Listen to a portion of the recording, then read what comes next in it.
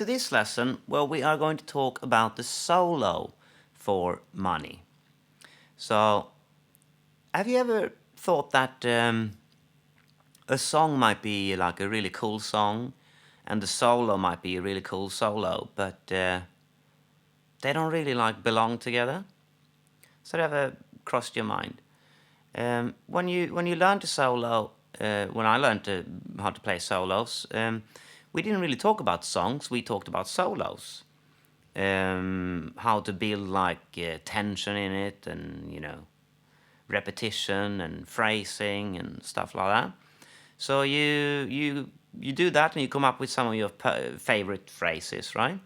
And then you try to shoehorn them in to every song you come across where someone goes, "Oh, can you play a solo here?" "Yeah, sure, I got licks for solos." And it's almost like the solo, even if it's good, and the song, even if it's good, they don't really go together because you got this divide in how you learn it. So as I developed, I realized that the melody of the song that we're playing, and the lyrics obviously, but the melody and that is really the song. You can change the chords, you can reharmonize, you can do different styles of a song, and you can do all kinds of stuff musically. But when you're playing a song, you are really backing that melody and lyrical message, possibly if it's got one.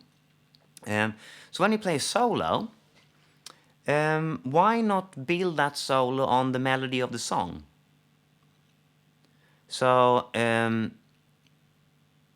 that would then make the solo and the song feel like they're kind of more together. So rather than thinking like, "Oh, I'm going to learn how to play blues," and then you play a blues and then you play another blues and you just fit your favorite solo into it. It's just, yeah, it's a funny thing that.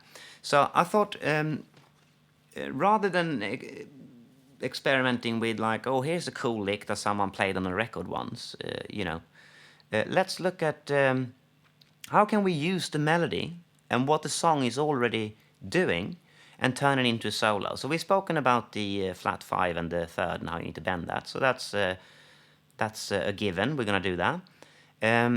We're also going to use the F minor pentatonic for the majority of this. You can swap to, when you play over the 4 chord, you can play that chord's minor pentatonic as well. You can play that chord's major pentatonic. You can play the 1 chord's major pentatonic as well. The riff of this song is using that 6th.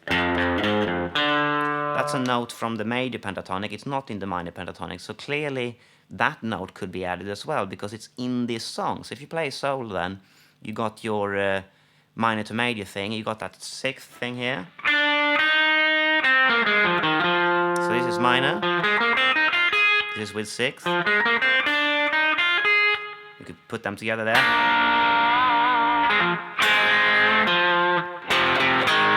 When we were doing those double stop stuff in the previous songs, because the major and minor pentatonic share the same notes, all those double stops would work. You might have to move them to different areas of the shape. If you worked here before, you might have to put it here. So those kind of licks, double stop licks that you can put in between chords, they can be put in solos with that melody from the song, right? So now you got the melody of the song, which will be new for every song you play, and then you got those intervals that are important to bend, and you got those like double stop stuff that you can put in, and that is pretty much the language of a blues rock solo. So if you have that in the back of your mind for every song you come across, you'll probably have better results than if you just think about what your favorite licks are and then you try to shoehorn them in. Okay, so let's look at the different areas. So if you're playing F minor pentatonic here, E shape, that's that flat 5, that's the minor 3rd, here's the melody. Okay, so if maybe I want to play that melody in the solo. Maybe I just want to take the rhythm of it and put it somewhere else in the minor pentatonic. So if it was I move that somewhere else.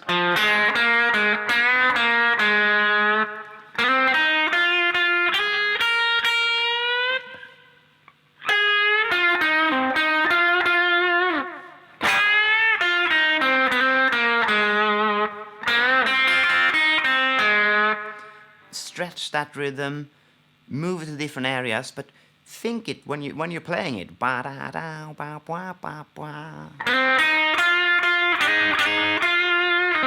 And maybe those.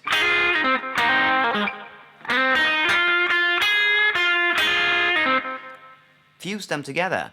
You just quoted a little bit of the melody there, and then you played like one of those double stop riffs.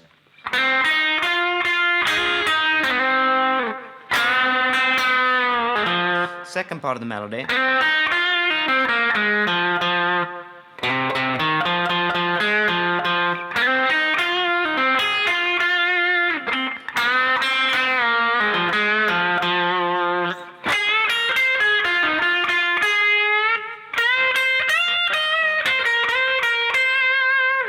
Yeah, so you take the melody's rhythm and you use the same scale that the melody was from, but you change the notes around.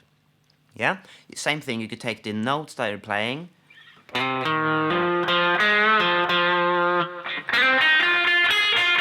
change the rhythm.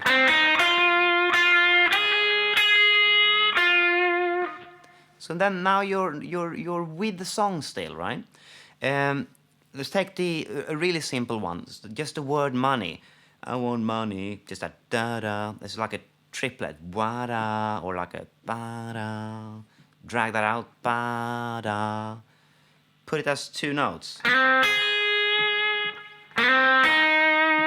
Money.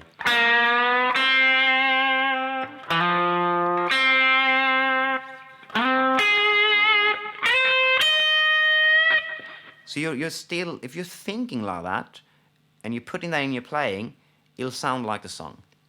Okay, if you go to B flat minor pentatonic, say we're in F here first. And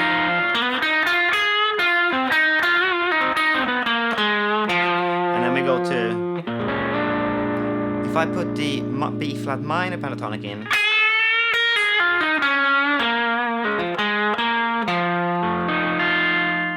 kind of add attention a bit more, and it's not actually that many notes difference. If I play F here, if I play B flat minor, it's just that one, right? That becomes that when you go to B flat, which is the minor, which you can bend. So you got that thing there.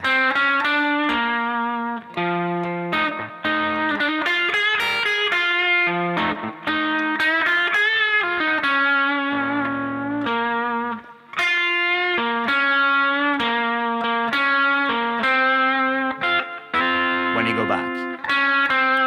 So find those little areas where things are happening and think about the rhythm of the melody and combine it and stretch it. And every time you do it, this is not stuff that you should be doing and then writing down, right? This is, you should be thinking in this way, and then when you do it next time, you think in this way again, but you think about, you do it slightly differently. You move it to a different area of the minor pentatonic. You think of a different part of the melodies, or you quote the melody more or less. So you're playing around with it. So you're doing it similarly every time, but not the same. It's what I want.